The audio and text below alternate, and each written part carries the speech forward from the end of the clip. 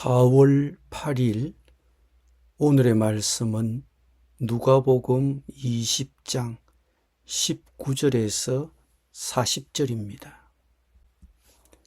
서기관들과 대제사장들이 예수의 이 비유는 자기들을 가리켜 말씀하심인 줄 알고 즉시 잡고자 하되 백성을 두려워하더라. 이에 그들이 엿보다가 예수를 총독의 다스림과 권세 아래에 넘기려 하여 정탐들을 보내어 그들로 스스로 의인인 채 하며 예수의 말을 책잡게 하니 그들이 물어 이르되 선생님이여 우리가 아노니 당신은 바로 말씀하시고 가르치시며 사람을 외모로 취하지 아니하시고 오직 진리로서 하나님의 도를 가르치시나이다. 우리가 가이사에게 세를 바치는 것이 옳으니까 옳지 않으니까 하니 예수께서 그 관계를 아시고 이르시되 데나리온 하나를 내게 보이라. 누구의 형상과 글이 여기 있느냐? 대답하되 가이사의 것이니이다. 이르시되 그런즉 가이사의 것은 가이사에게 하나님의 것은 하나님께 바치라 하시니 그들이 백성 앞에서 그의 말을 능히 책잡지 못하고 그의 대답을 놀랍게 여겨 침묵하니라. 부활이 없다고 주장하는 사두개인 중 어떤 이들이 와서 물어 이르되 선생님이여 모세가 우리에게 써주기를 만일 어떤 사람의 형이 아내를 두고 자식이 없이 죽으면 그 동생이 그 아내를 취하여 형을 위하여 상속자를 세울지니라 하였나이다. 그런데 7형제가 있었는데 마디가 아내를 취하였다가 자식이 없이 죽고 그 둘째와 셋째가 그를 취하고 7이 다 그와 같이 자식이 없이 죽고 그 후에 여자도 죽었나이다. 7이 다 그를 아내로 취하였으니 부활 때에 그 중에 누구의 아내가 되리이까? 예수께서 이르시되 이 세상의 자녀들은 장가도 가고 시집도 가되 저 세상과 및 죽은 자 가운데서 부활함을 얻기에 합당히 여김을 받은 자들은 장가가고 시집 가는 일이 없으며 그들은 다시 죽을 수도 없나니 이는 천사와 동등이요 부활의 자녀로서 하나님의 자녀임이라. 죽은 자가 살아난다는 것은 모세도 가시나무 뜰기에 관한 글에서 주를 아브라함의 하나님이요 이삭의 하나님이요 야곱의 하나님이시라 칭하였나니 하나님은 죽은 자의 하나님이 아니요 살아있는 자의 하나님이시라.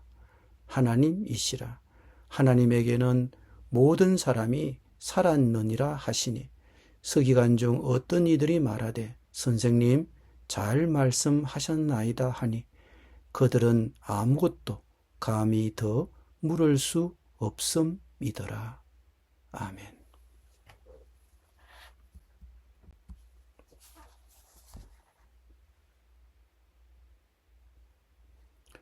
당시 종교 지도자들은 예수님을 로마 당국에 고발할 구실을 찾으려고 혈안이 되어 있었습니다. 그래서 첩자를 보내어 예수님께 접근했습니다.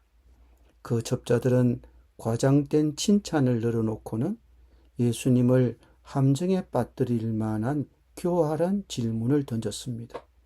우리가 황제에게 세금을 바치는 것이 옳습니까? 옳지 않습니까? 당시 유대인들에게 가장 예민한 문제는 로마 당국에 세금을 바치는 문제였습니다.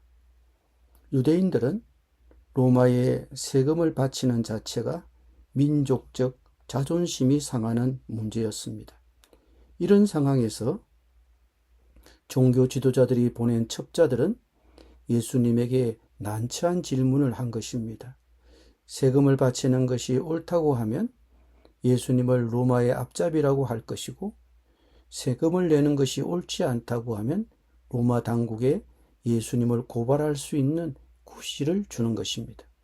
예수님을 함정에 빠뜨리기 위한 의도적인 질문이었습니다.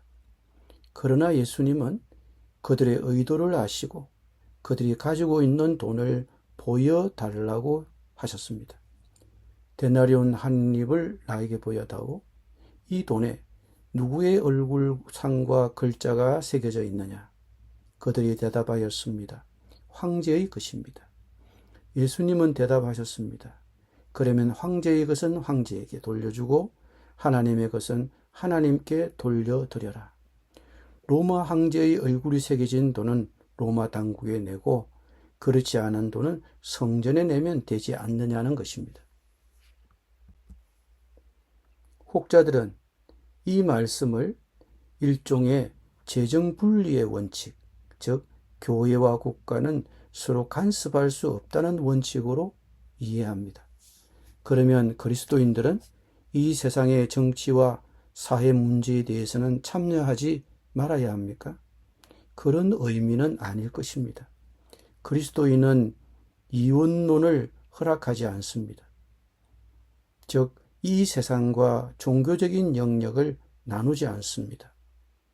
우리는 이 세상 모든 것에 대해서 그것이 정치 문제든 사회 문제든 깊은 관심을 가지고 이 세상이 하나님이 지으신 그 뜻과 일치하게 존재하도록 관심을 가지고 노력해야 합니다. 그러면 가이사의 것은 가이사에게, 하나님의 것은 하나님에게 바치라는 예수님의 말씀은 어떻게 이해해야 합니까? 예수님의 대답은 당시 유대인들은 하나님을 믿는 백성이긴 하지만 그들을 다스리는 로마 당국에 대해 어떤 태도를 지녀야 하는가에 대한 대답이라고 보셔야 합니다. 그리스도인은 하나님의 법과 모순되지 않는 한 세상 정부의 권위에 복종해야 합니다. 하나님에 대한 의무도 다하고 세상 정부에 대한 의무도 다하라는 것입니다. 그러면서 우리는 주님의 주권이 이 세상의 모든 영역에서 관철되도록 노력해야 합니다.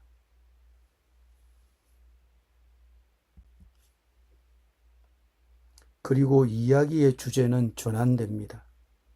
부활을 믿지 않는 유대교 분파인 사두교파 사람 맷이 예수님께 다가와서 물었습니다. 어느 집안에 7 형제가 있었는데 형님이 자식이 없이 아내만 남겨놓고 죽었는데 그 아내를 둘째가 취했어도 자식을 얻지 못했습니다.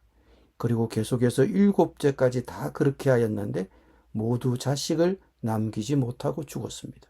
그리고 나중에 그 여자도 죽었습니다.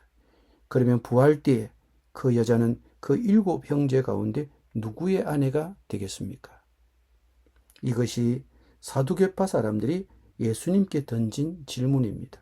이 질문은 당시 유대인의 문화의 하나인 형사치수제를 배경으로 하고 있습니다.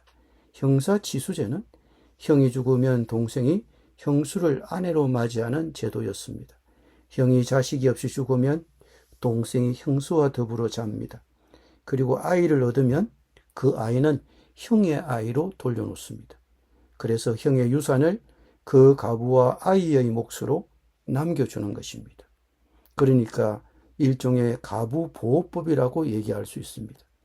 하나님이 만들어주신 사회 안전망이면서 집안의 맥이 끊어지지 않게 한다는 지지도 있었습니다. 그런데 조상적부터 내려온 이 제도를 가지고 사두개인들이 예수님에게 질문을 한 것입니다. 이미 서두에 언급한 것처럼 사두개파 사람들은 부활을 부정하는 사람들입니다. 그러니 사두개파 사람들이 말하고자 하는 핵심은 부활이란 것이 없다는 것을 강조하기 위해 이런 질문을 던진 것입니다. 만약 죽은 사람이 살아난다고 하면 얼마나 사태가 복잡해지겠습니까? 그러니 부활이란 것은 상상할 수도 없고 일어날 수 없다는 것을 주장하고 있는 것입니다. 일반적으로 사람들이 부활을 믿지 못하는 것은 자연스러운 것이라고 생각합니다. 조금도 이상할 일이 없습니다. 왜냐하면 사람은 누구나 죽으면 썩게 되고 썩으면 없어지게 됩니다.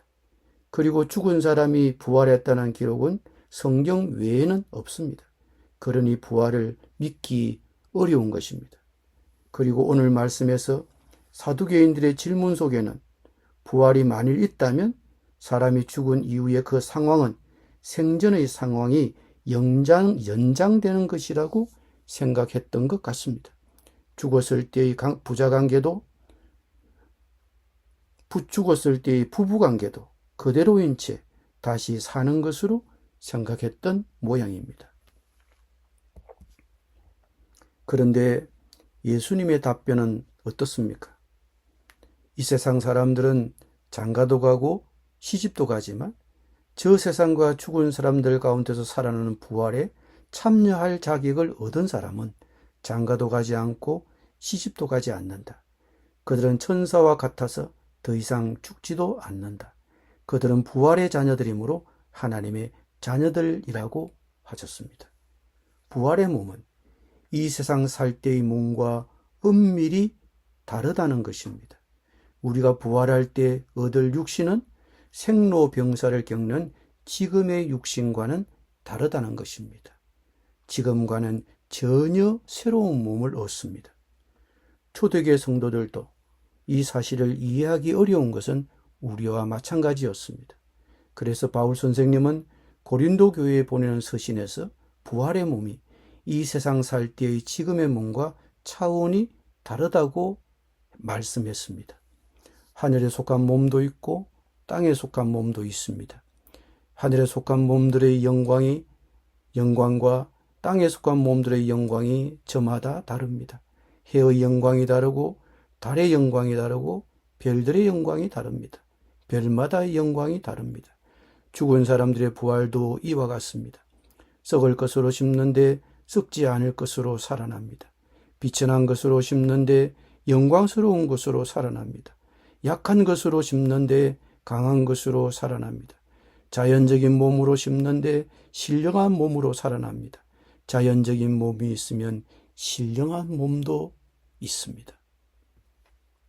예수님께서도 죽으신 후 부활하시고 제자들 앞에 나타나셨을 때 제자들은 예수님의 변화된 모습에 예수님을 금방 알아보지 못했습니다. 그리고 문을 열지도 않으시고 문을 통과하셔서 제자들 앞에 나타나셨습니다. 천사와 같이만 몸을 가지고 있었습니다. 예수님은 마지막으로 사두개인들에게 부활에 대한 성경적 증거를 제시하시면서 말을 마무리하셨습니다. 죽은 사람들이 살아난다는 사실은 모세도 가시나무 뜰기 이야기가 나오는 대목에서 보여주었는데 거기서 그는 주님을 아브라함의 하나님, 이삭의 하나님, 야곱의 하나님이라고 부르고 있다고 예수님은 성경적 증거를 사두개인들에게 제시하셨습니다. 아브라함, 이삭, 야곱은 이미 죽은 지 오래되는 사람들입니다. 그런데 하나님은 자신을 아브라함의 하나님, 이삭의 하나님, 야곱의 하나님이라고 자신을 소개하고 있습니다. 그것은 그들이 우리에게는 죽은 사람들이지만 하나님께는 죽은 사람들이 아니라 살아있는 사람들이기 때문입니다. 그러므로 하나님은 죽을 사람들의 하나님, 죽은 사람들의 하나님이 아니라 살아있는 사람들의 하나님이신 것입니다. 하나님이 보실 때는 산자든 죽은 자이든 모든 사람들이 산자이기 때문입니다. 여기까지 들은 유대인들은 선생님 옳은 말씀입니다라고 대답했습니다. 이 대답이 부활에 대한 우리 모두의 대답이요 고백이 되기를 바랍니다. 기도드립니다. 논쟁으로 다투기보다 주님, 논쟁으로 다투기보다 성경적인 진리를 믿음으로 받아들이게 하여 주옵소서. 주님 재림하실 그날에 죽은 자들이 썩지 아니할 것으로 다시 살아나고 우리도 변화될 것을 믿으며 견실하며 흔들리지 말고 항상 주의 일에 더욱 힘쓰는 자들이 되게 하여 주옵소서. 예수님의 이름으로 기도드립니다. 아멘.